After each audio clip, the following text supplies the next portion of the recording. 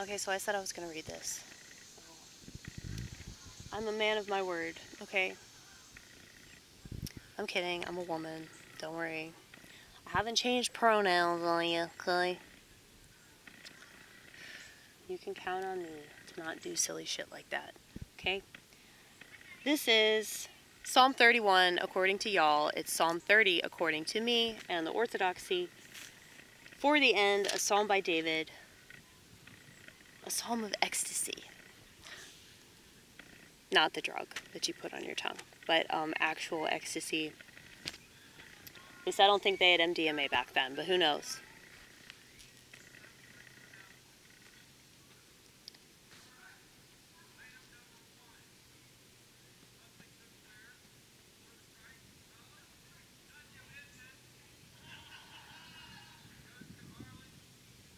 Sorry, I got distracted. I saw they were doing this auction at my church,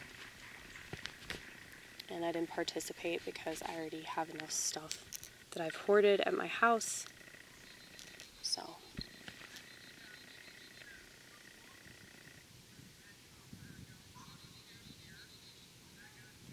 I can control my impulses. I'm a lot better about controlling them than I used to be.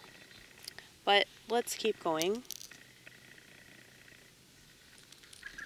You want to say hi? He's so cute, isn't he? Go in the Bible. There you go. Okay.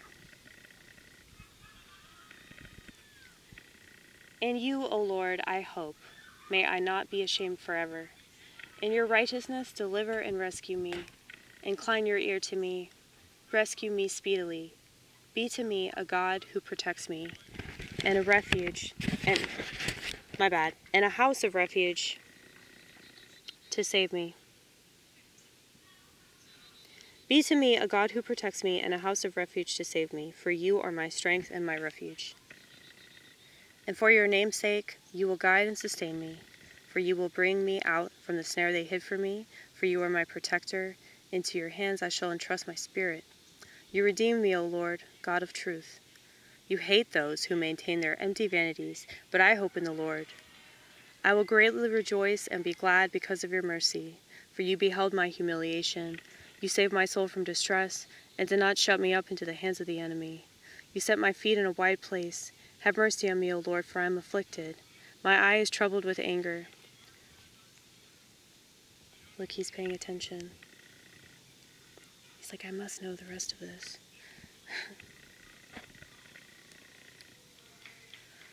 My eye is troubled with anger, so are my soul and my stomach.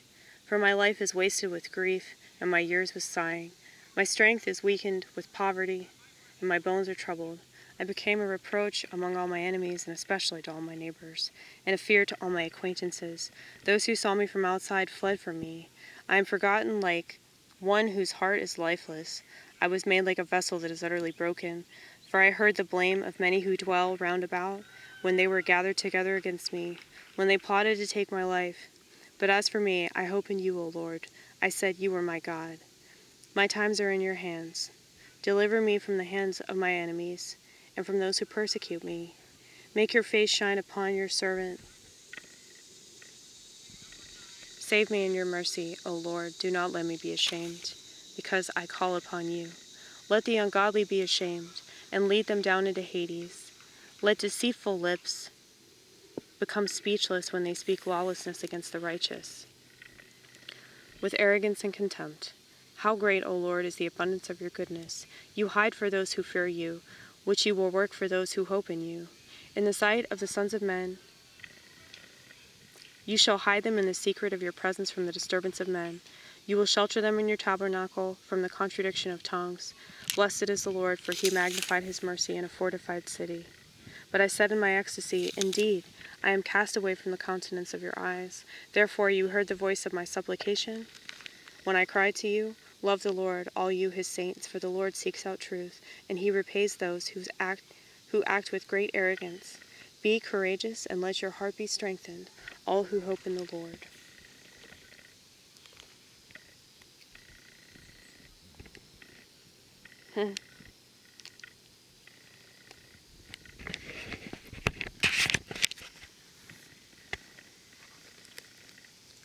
really important, isn't it?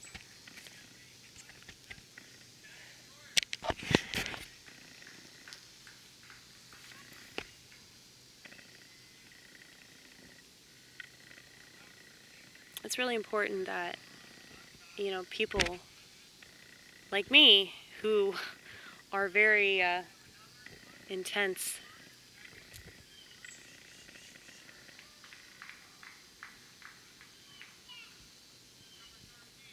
just feels like a flood of emotions. And it's good to be reminded that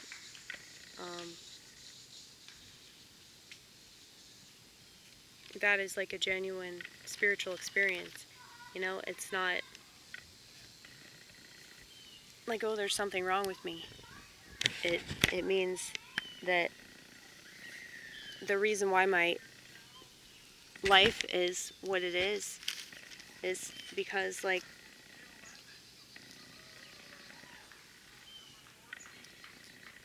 I do have, like, anger issues, and I'm extremely sad, and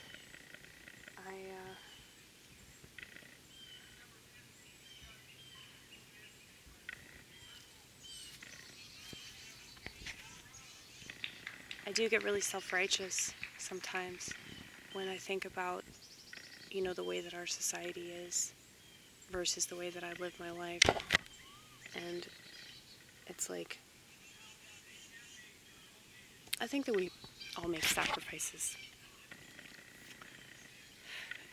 Like, there are a lot of women that look down on other women because we don't have kids. And then you have, feminists that look down on women that have kids. I think it's a cope either way. Because while I can see, like, the gift of providing and,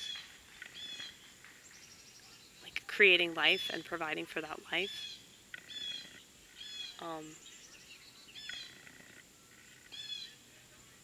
and apparently, like, a mother's love is, like, the closest thing to, like, knowing how much God loves us. Which makes sense, because, like, if you're gonna be in labor for as long as some women are in labor and, like, literally make that baby, I mean, that's just such an amazing thing that I think a lot of people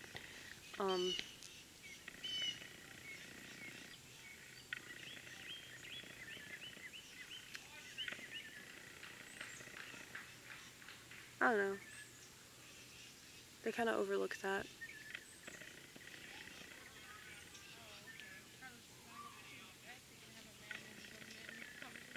Should we do that minus the fishing? He said he doesn't want to go fishing. But if there's... I don't think he likes going on the boats or water. I don't know, like... Yeah. He's scared of what's in the water. Sorry, every time there's people around, I feel like I have to be quiet.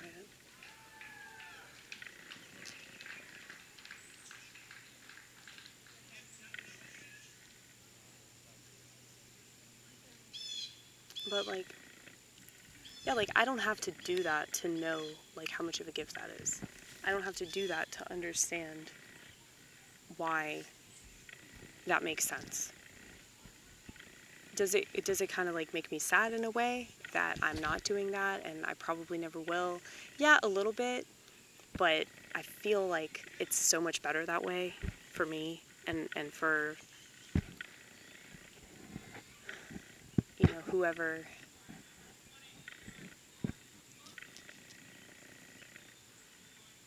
impregnated me. Because, yeah, I think I'd be a good mom, but, like, it would just be so hard for me to be present, That's such a difficult thing for me regardless. So I don't know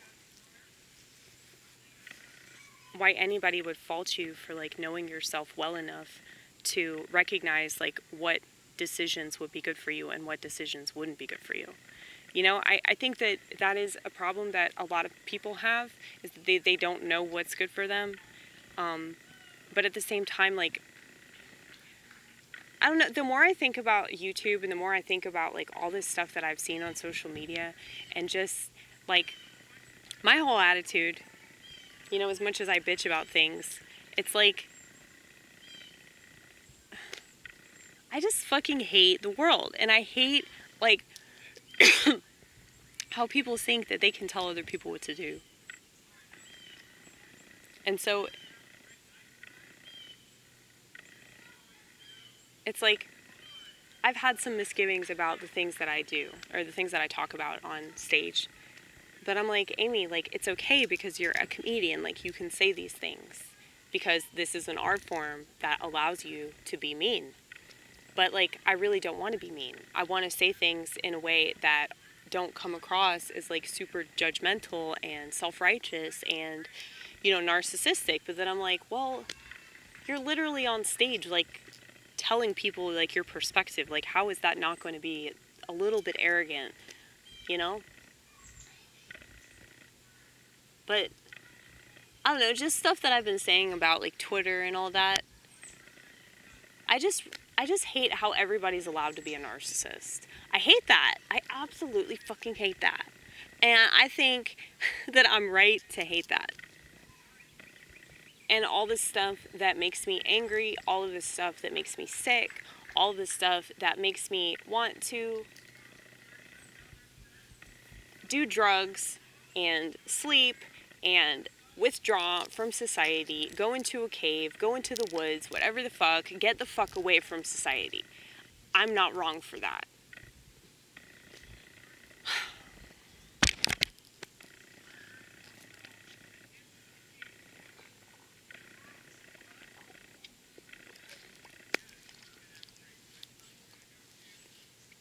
But yeah,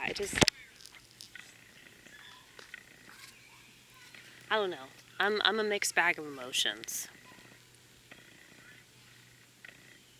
And I'm grateful to be alive when I'm, like, you know, underneath a tree. But it's like when I'm interacting with other people, I just want to kill myself so that I don't have to continue to interact with those people. It's not about me wanting to die. It's just about, you know, I want other options, you know. I can't imagine, like, I can't imagine something being worse than, like, you know, just being forced by the government to, like, be with somebody, you know? Like, now I'm married to this person and I have to be with this person for the rest of my fucking life. And I have kids with this person and now I'm gonna have to be, like, this thing, you know? It's like the social obligation, the moral obligation. Like, I feel like I'm a pretty good person. You know, I've done a lot of really bad things, but I feel like I'm a pretty good person the way that I look at everything.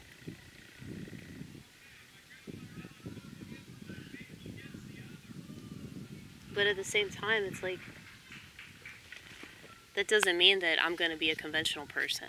And I think that's just something I'm wrestling with. You know, you don't have to be a conventional person and do conventional things in order to be a good person. And I think that they've made all these things political. Like, getting married and having kids, they had to make that fucking political. They also had to make a thing out of it, you know? Like, you see this stuff with, like, trad. Like, I'm a trad con. Kill yourself. That's what you should do. But you want to make a show out of this. You shouldn't have to make a show out of it. Just being a traditional person and having a nice family, like, that should be enough for you, but you have to make a show out of it. This isn't, like, a good housekeeping issue. You know what I'm talking about? Isn't that... They still make those? It's a magazine. Good Housekeeping. My mom got that in the mail. So... yeah, anyway, it's just... it's like I feel like there's this kind of like attitude that, and I've talked about this about artists versus non-artists, and like, yeah, if you're an artist, the chances of you like being able to have a successful relationship are slim to none. Like what I mean by that is like, you know, an artist that's like probably schizophrenic, like people that are more normal, but they happen to like be good at painting or playing guitar or singing or something. I'm not talking to you. I'm not talking to you. I'm talking to people that are fucking nuts, and that's why they make art. Not because it's a hobby, not because it's a pastime or whatever the fuck, but because they have to. They will die unless they make art. People like us are just not meant to have that conventional shit. And that's why people that, you know, have a family and, you know, they have a business or whatever, I mean, I don't think that they could commit to something like art, you know? Like, everything's a sacrifice. So it's just, you pick and choose the sacrifices that make sense to you. When I started doing stand-up, I realized that that was what I was supposed to do, and that's how I was supposed to, like, put myself out there in the world that I hate so very much. And it took a long time for me to just, like, accept the fact that I wasn't normal. But I guess it's just, I fucked myself up because I tried to be this Trumpster. You know, I tried to be a enthusiastic American and, you know, failed. Like, I think I succeeded for maybe, like, 3 months or something. And then I was like, Amy, it was, like, right after I bought all that Trump shit. So I have, like, a Trump flag, Trump coffee mug, Trump bobblehead. I have a Trump t-shirt with a cartoon version of Trump pissing on CNN, okay?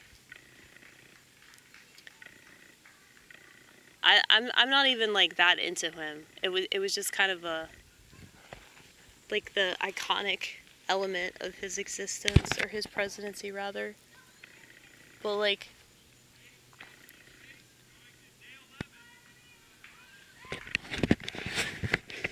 it's just, if you could have this, why would you want to have shit else? You know? Like, here's how I look at it.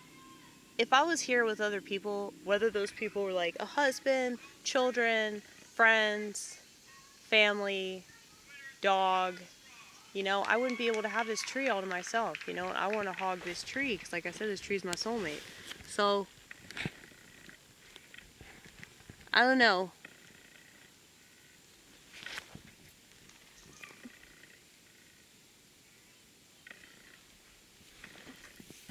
Like, when I look at families, I'm like, wow, that's something you'll never have.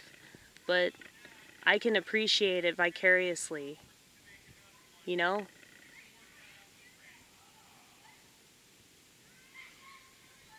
And I'm sure that's such an amazing thing to watch your kids grow up into, like, I mean, seriously, like, that is such an amazing thing.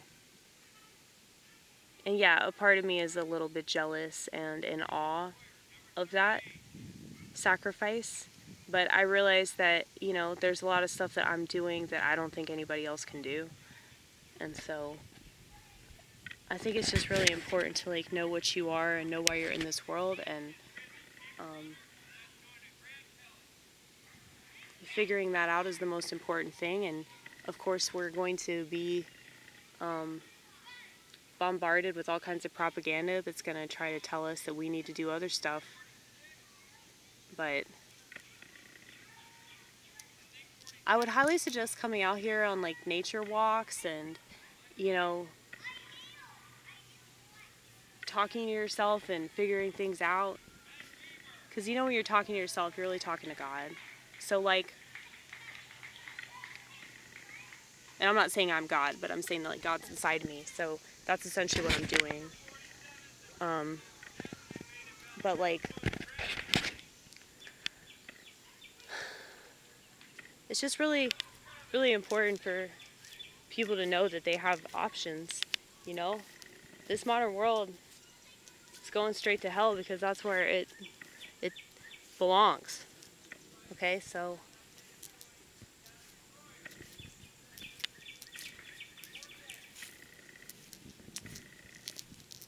luckily there's this whole other world that you have here to absorb if you feel so inclined. I definitely do. I need to come out to this park more often. This is probably my favorite park that I've been to. It's just so beautiful. And it's really nice because you can get away. Like, there are all these trails that are just